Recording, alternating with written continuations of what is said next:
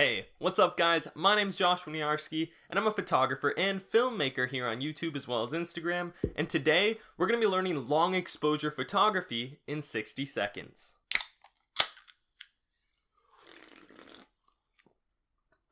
Now, long exposure photography is one of my favorite types of photography. Without going into too much detail, it makes everything moving blur out so that movement is captured in a single frame, but everything stationary is going to be pin sharp.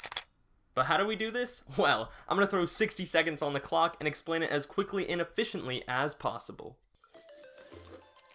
Alright, so first things first, you're going to need a tripod. It doesn't matter what kind, it could be big, it could be small, but you're going to need one, otherwise all your shots are going to look like this. Okay, so with long exposure photography, the most important thing is that you have a long shutter speed. While normally you'd want to keep your shutter speed quicker than 1/50th of a second or so, we're going to bring it down to 1, 5, sometimes as much as 60 seconds or more. Not 1/60th of a second, 60 full seconds. Now keep in mind this is going to be bringing in tons of light, so we need to balance that out by bringing our ISO way down and our aperture way up. A good goal is to keep that ISO as low as possible and the aperture at about f16 or lower. So during the day, aim for a shutter speed of about 1 to 5 seconds. If you want your exposure to be longer than that, you're going to need an ND filter, which blocks out light, essentially acting as sunglasses for your lens and allows you to take a much longer exposure than you otherwise normally could. Next, you're going to need to find a cool spot to take your long exposure, and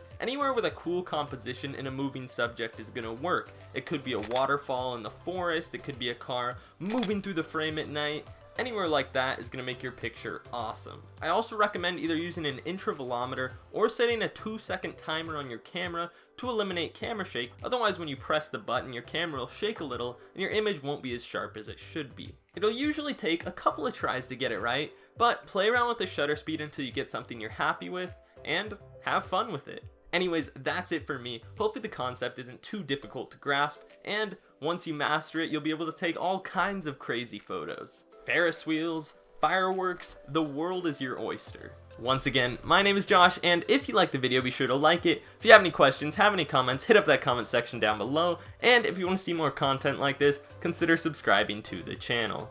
Thanks again for watching, and I'll see you all next time.